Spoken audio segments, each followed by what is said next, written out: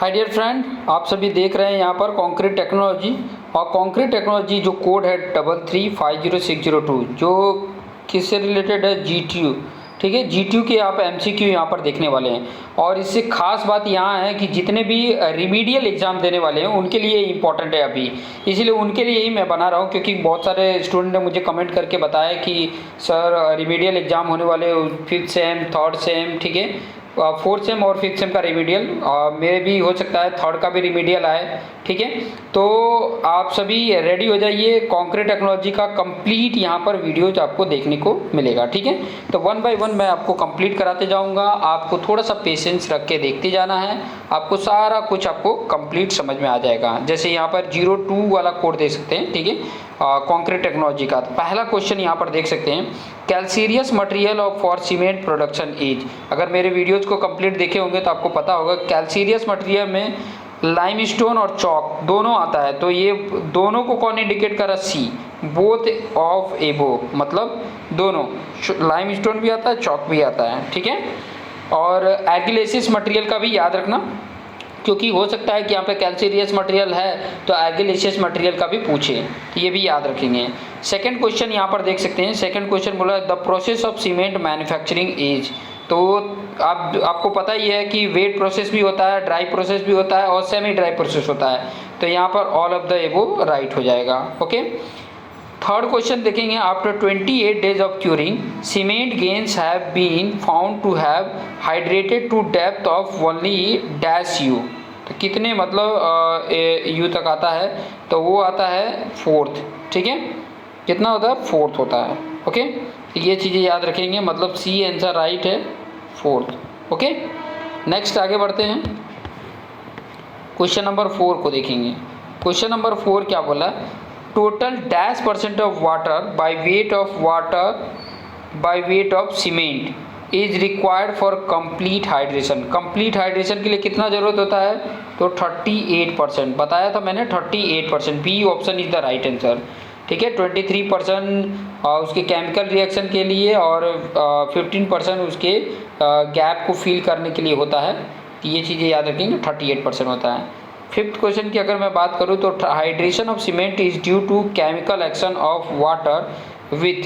तो यहाँ पर बता सकता है chemical action of water with किसके साथ करता है, तो बाकी जितने भी हैं उनके साथ ये करता है, जैसे कि C3S है, C2S है, ठीक है, C3A है, इन सब के साथ करता है। जैसे यहाँ पर ट्राईकैल्शियम सिलिकेट और डाईकैल्शियम सिलिकेट, डाईकैल्शियम सिलिकेट या ट्राईकैल्शियम एल्यूमिनेट, ट्राईकैल्शियम एल्यूमिनेट या ट्राईकैल्शियम एल्यूमिनेफेराइड, मतलब सभी के साथ करता है, इसलिए all of the above right है। Okay, all of the above right है, ये आप देख सकते हैं। क्वेश्चन नंबर 6 देखिए, ये बॉक्स कंपाउंड है, ये जो आपको 4 टाइप के देख रहे हैं ना, वो बॉक्स कंपाउंड है, C3S, C2S, C3A and C4AF। वो उसका केमिकल नेम बोला है, कंपाउंड का नेम बोला है। 6 नंबर देखेंगे, तो proper proportioning of concrete ensure. Proper proportioning of concrete क्या एंश्योर करता है, डिजायर स्ट्रेंथ एंड वर्केबिलिटी। ये आपका चैप्टर नंबर 2 से रिलेटेड क्वेश्चन बन रहा है। स्ट्रेंथ और वर्केबिलिटी दोनों की फुलफिल करने के लिए डिजायर ड्यूरेबिलिटी ये भी सही है, water tightness of the structure ये भी सही है, रेजिस्टेंस टू वाटर ये भी सही है। ये सी और डी तो एक ही बात कर रहा है, एंड ई इन सभी को सही है, तो ई ऑप्शन यहाँ पर राइट हो जाएगा। ठीक है, E option, all of the एबो। ठीक है, तो ये देखो कुछ चीज़ें हैं जो मैं समझा रहा हूँ, तो वो चीज़ें याद रखेंगे तो आपको आसान रहेगा। ओके, नेक्स्ट 7 नंबर का क्वेश्चन देखेंगे। 7 नंबर क्या बोला, an aggregate is said to be flaky its least dimension is less than. उसका जो सबसे छोटा डायमेंशन होगा वो किससे कम होगा। तो यहाँ पर ये चीज़ें याद रख लें, जब भी फ्लैकीनेस की बात करें तो 3/4 याद रख लेना, 3/4 ऑफ मीन डायमेंशन। जो मीन डायमेंशन होगा उसके 3/5 बोला था, 3/5 जो होता है उसका 3/5 से मल्टीप्लिकेशन कर दे, उससे कम होना चाहिए। ठीक है, एग्रीगेट, कौन सा एग्रीगेट, फ्लैकी तभी होगा। ठीक है, 3/5 फ्लैकी के लिए याद रखेंगे। नेक्स्ट क्वेश्चन की तरफ आगे बढ़ेंगे। 8 नंबर का क्वेश्चन यहाँ पर देख सकते हैं। 8 नंबर का क्वेश्चन क्या बोला, a small quantity of dash % of gypsum is added to prevent flash setting of the cement. 2 से 3% होता है, 2 से 3%, तो यहाँ पे बी राइट हो जाएगा। 2 से 3% हम जिप्सम ऐड करते हैं, क्यों? फ्लैश सेट ना हो जाए। फ्लैश सेट मतलब बहुत जल्दी सेट हो जाता है, और ये किसकी वजह से होता है? उसमें लाइम की मात्रा ज़्यादा होने की वजह से होता है। 9 नंबर है, highest oxide composition present in cement is. Highest oxide composition cement में प्रेजेंट होता है, ऑक्साइड कंपोजिशन, वो है लाइम। आपको ऑलरेडी पता है लाइम होता है। उसके बाद सेकंड हाईएस्ट अगर देखेंगे तो सिलिका होता है, फिर थर्ड एल्यूमिना होता है। 10th नंबर देखेंगे, first 7 days strength in cement is due to box compound. किसके? पहले 7 डेज में स्ट्रेंथ मिल जाता है C3S, याद रखेंगे C3S, ठीक है। स्ट्रेंथ देने का काम C3S करता है और C2S करता है, डाई कैल्शियम सिलिकेट और try calcium silicate. Early strength चाहिए तो C3S रिस्पॉन्सिबल होता है, ओके, ये याद रखेंगे। नेक्स्ट 11 नंबर का क्वेश्चन आप देख सकते हैं, heat of hydration of C3S at 90 days is. अब देखो ये चीज़ें भी, अगर जिसने मेरा वीडियो कॉन्क्रीट टेक्नोलॉजी का परचेस किया है उसमें ऑलरेडी मैंने ये चीज़ें हाइड्रेशन का भी बताया है कि 90 डेज पे कितना उसका हीट ऑफ हाइड्रेशन होता है कैलोरी पर ग्राम में, तो वो होता है 104, ठीक है, 104 वो याद कर सकते हैं। 90 डेज पे भी बताया है, 3 डेज पे बताया, 90 डेज पे बताया, और 13 ईयर्स पे कितना होगा, ये तीनों का तीनों मैंने उसमें डिस्कस किया है। 12 नंबर देखेंगे, dash refers to gain of strength of set cement paste. देखो स्ट्रेंथ कौन गेन करता है? हार्डनिंग ऑफ सीमेंट, ठीक है। रिजिड शेप कौन लेता है? Setting of cement. लेकिन हार्डनिंग जब बात करें तो वो स्ट्रेंथ गेन कर लेता है, तो वो हार्डनिंग, बी ऑप्शन यहाँ पे राइट हो जाएगा। 13 की बात करें, for long time storage cement use, तो for long time storage dash cement use, कौन से सीमेंट को हमें यूज करना चाहिए? तो ऑब्वियसली हाइड्रोफोबिक की बात करेंगे, ठीक है। हाइड्रोफोबिक जो सीमेंट होता है वो लॉन्ग लास्टिंग होता है, लॉन्ग टाइम स्टोर कर सकते हैं, ठीक है। Repair of air field payment use, repair of air field payment use, तो यहाँ पर देख सकते हैं वेरी हाई स्ट्रेंथ सीमेंट को हम यूज करते हैं, वेरी हाई स्ट्रेंथ सीमेंट को, ठीक है। नेक्स्ट क्वेश्चन की तरफ आगे बढ़ते हैं। 50 नंबर का क्वेश्चन, 50 नंबर का क्वेश्चन क्या कह रहा है?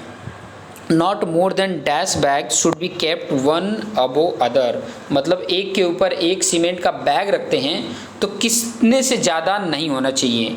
तो वो है 14 बैग। 14 बैग तक रख सकते हैं, उससे ज़्यादा नहीं रख सकते हैं। जब एक के बैग के ऊपर एक बैग रखते हैं तो 14 बैग से ऊपर ज़्यादा नहीं रख सकते। जहाँ पे स्टोरेज करते हैं सीमेंट का वहाँ पर थोड़ा ध्यान रखेंगे। 16 नंबर है, for finest test dash micron sieve is use, ठीक है। फाइनेस्ट टेस्ट में कितने माइक्रोन सीव का हम यूज करते हैं? तो वो है 90 माइक्रोन, ठीक है, 90 माइक्रोन याद रखेंगे।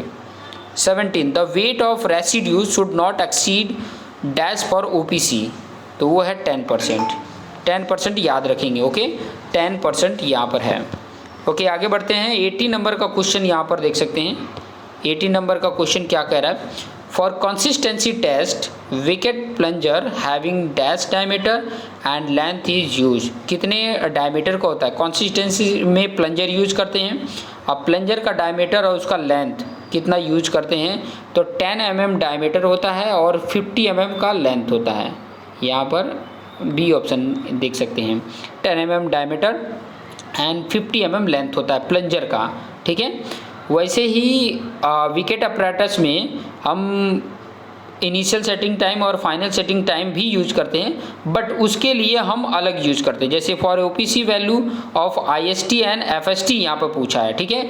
यहाँ पर वैल्यू पूछा है, मतलब थोड़ा सा ध्यान से रख सकते हैं कि IST और FST के लिए जो वैल्यू है वो चीज़ें है 30, यहाँ पर मिनट है और 600 मिनट है, वो m लिखा है मतलब मीटर नहीं है, ये चीज़ें ध्यान रखने में। इनिशियल सेटिंग टाइम का जो मिनट होता है वो 30 मिनट और फाइनल सेटिंग टाइम 10 आवर्स बोल सकते हैं या 600 मिनट बोल सकते हैं, ये मिनट है। m जो लिखा है वो मिनट है, मीटर मत समझ लेना, ठीक है।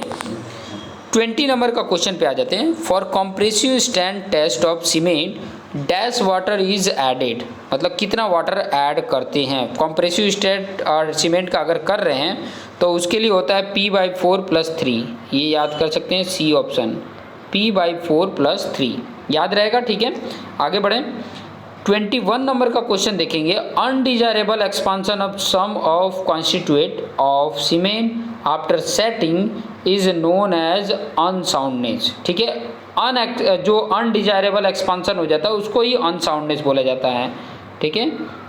और ये जो टेस्टिंग होता है उसको साउंडनेस टेस्ट बोला जाता है, ठीक है। टेस्टिंग जो होता है वो साउंडनेस टेस्ट होता है, ठीक है, कि साउंडनेस है या नहीं है, ये चीज़ें वो टेस्ट का नाम है। आगे बढ़ें, ओके 22 नंबर का क्वेश्चन यहाँ पर देखेंगे। 22 नंबर का क्वेश्चन क्या बोला है, density of light weight aggregate concrete is about dash kg/m³। तो वो होता है 1200। लाइट वेट एग्रीगेट कंक्रीट का जो होता है वो 1200 kg/m³। This is the density. 23 number देखेंगे, material between dash is classify as a silt. Silt का जो एज पर डायमेंशन जो क्लासीफाई किया गया है उसका डायमेंशन क्या है, तो वो ये डायमेंशन डी ऑप्शन आप देख सकते हैं, 0.06 mm से लेके 0.002 mm। 0.002 mm से जब नीचे होता है ना तब वो क्या हो जाता है, क्ले हो जाता है, ठीक है। और 0.06 mm तक ये मैक्सिमम होता है सिल्ट का डायमेंशन, उससे ऊपर चले जाएंगे तो फिर सैंड आ जाता है। नेक्स्ट 24 देख सकते हैं, angular aggregate having percentage of voids ranging from, मतलब जो एंगुलर एग्रीगेट होता है उसमें वॉइड्स का परसेंटेज कितना रेंज होता है, तो 38 से 40 रेंज होता है, 38 से लेके 40 तक रेंज होता है। 25 का देखेंगे, in crushing value test of aggregate gradually compressive load of dash ton is apply, तो वो होता है 40 याद रख सकते हैं 40, ठीक है।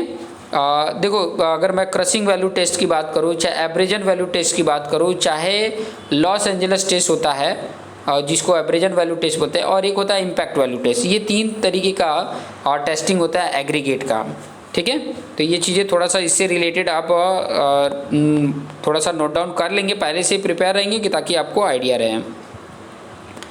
नेक्स्ट 26 नंबर का क्वेश्चन देख सकते हैं, specific gravity of a natural aggregate lie between. Specific gravity जो नेचुरल एग्रीगेट होता है उसका कितना होता है, ठीक है। तो 2.6 से लेकर 2.8 के बीच में होता है उसका, ठीक है। स्पेसिफिक ग्रेविटी जो होती है नेचुरल एग्रीगेट का 2.6 से लेकर 2.8 तक होता है। कई बार क्वेश्चन में ये चीज़ें नहीं दी रहती है तो हमें एज्यूम करके उतना उसके बीच की वैल्यू हम पुट कर सकते हैं। 27 नंबर का क्वेश्चन देखेंगे, coarse aggregate absorb dash percentage of moisture. जो एग्रीगेट होता है कोर्स एग्रीगेट वो कितना मतलब मॉइस्चर ऑब्जॉर्ब कर सकता है, ठीक है, उतना मतलब एप्लीकेबल हो उतना कर सकता है, तो वो है 0.5 से लेके 1%, 0.5 से लेके 1% मॉइस्चर ऑब्जर्व करेगा। 28 देखेंगे, to control alkali aggregate reaction restricting alkali content in cement below dash percentage, तो कितना होता है, तो वो होता है 0.6%, ठीक है। याद रखेंगे कि जो एल्कली एग्रीगेट रिएक्शन को कंट्रोल करने के लिए एल्कली का कंटेंट सीमेंट में इससे कम होना चाहिए, वो है 0.6% से कम होना चाहिए। नेक्स्ट आगे बढ़ते हैं, आगे आपके सामने 29 नंबर का क्वेश्चन है, if the actual grading curve is steeper than the specified grading curve it indicate an excess of dash particle size. किससे ज़्यादा होगा, तो वो होगा मीडियम पार्टिकल साइज से का एक्सेस इंडिकेट क्या करेगा, एक्चुअल ग्रेडिंग कर्व को स्टीपर देखने को मिलेगा आपको। Finance modulus of fine sand कितना होता है, finance modulus of fine sand होता है 2.2 से लेकर 2.6 होता है। 31 नंबर क्वेश्चन ये कह रहा है, permissible limit organic solids in water is dash milligram per litre. Organic solid in water जो होता है वो परमिसिबल लिमिट कितना होता है, तो होता है 200, ठीक है, 200 याद रखेंगे। आगे 32 देखेंगे, bigger size of aggregate will give higher workability, true या फॉल्स, तो ट्रू होता है, ठीक है। देखो वर्केबिलिटी की जब भी बात करें हायर वर्केबिलिटी तो समझ लाना ना कि मतलब उसको अगर फ्लो कराया जाए तो ईजिली जो फ्लो हो जाता हो, ठीक है, ईजिली जो फ्लो हो जाता हो, ठीक है। अगर राउंडेड की मैं बात करूँ तो वो भी हायर वर्केबिलिटी देगा, बिगर साइज रहेगा तो भी हायर वर्केबिलिटी देगा। लेकिन कई बार ये भी ध्यान देना पड़ता है कि ज़्यादा बिगर साइज का हम कंक्रीट पे एग्रीगेट यूज नहीं कर सकते। क्यों नहीं ज़्यादा साइज का यूज कर सकते? क्योंकि उनके बीच में बॉन्डिंग प्रॉपर उतना नहीं अच्छे से बन पाएगा। तो एक मतलब नॉमिनल साइज भी हमें रखने पड़ते हैं। 33 नंबर का क्वेश्चन आपके स्क्रीन पर है।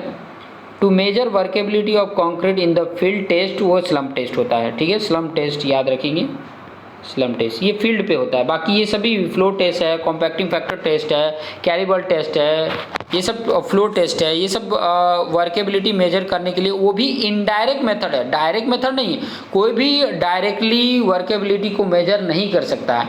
इनडायरेक्ट वे में ये बताएगा या जोड़ के रखेगा कि ये वर्केबिलिटी है। ठीक है, इनडायरेक्ट वे में बता सकता है। ये चीज़ें हम देख सकते हैं।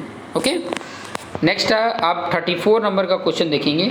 Steel tamping rod of 0.6 metre length and 16 mm diameter is use for tamping of concrete. सही बात है, टैंपिंग करने के लिए होता है, ट्रू। ठीक है, स्लम टेस्ट करते हैं, कॉम्पैक्टिंग फैक्टर टेस्ट करते हैं, तो उसमें टैंपिंग करने के लिए ये रॉड यूज करते हैं। 35 बोला है टाइप्स ऑफ स्लम पीस, तो ट्रू स्लम भी होता है, शियर स्लम भी होता है, कोलैप्स स्लम भी होता है। तो all of the above D right होगा। ओके, ये तीनों टाइप के स्लम्प होते हैं। ट्रू मतलब जब हम निकालेंगे तो इस तरीके का शेप आएगा, और एक तरफ से अगर मान लो कि एक तरफ से ऐसे होके स्लिप कर गया तो शियर हो जाएगा, और पूरा एकदम मतलब इतना ढह गया तो कोलैप्स हो जाता है। ठीक है, वो प्रैक्टिकल मैंने ऑलरेडी बना के रखे हैं, तो वो चीज़ें शैलेंद्र प्रजापति ऐसे करके डालोगे, Shailendra Prajapati slump value test या स्लम टेस्ट ऐसे करके डालोगे ना तो आ जाएगा। बिल्डिंग मटेरियल में मैंने करके बताया है। या तो मेरे प्लेलिस्ट में जाइए, बिल्डिंग मटेरियल डालिए, जिसमें 70 करके वीडियो होगा, 70 वीडियो होंगे, उसमें जाइए, लास्ट में होगा या तो आसपास में ही होगा। ठीक है, अब ढूंढोगे तो मिल जाएगा। चलिए आगे बढ़ते हैं। 36 नंबर का क्वेश्चन देखेंगे। 25 to 75 mm workability of concrete indicate. अगर इतने mm वर्केबिलिटी कंक्रीट का है तो क्या इंडिकेट करेगा? हाई वर्केबिलिटी, मीडियम वर्केबिलिटी या लो वर्केबिलिटी? तो लो वर्केबिलिटी को इंडिकेट करेगा, याद रखेंगे, लो वर्केबिलिटी। ठीक है, 37 नंबर क्या बताता है? In very low category of degree of workability determination by compacting factor will be more appropriate. सही बात है। ठीक है, डिग्री ऑफ वर्केबिलिटी की कैटेगरी लो होती है, इसका मतलब वो डिटरमाइन करता compacting factor will be more appropriate होगा।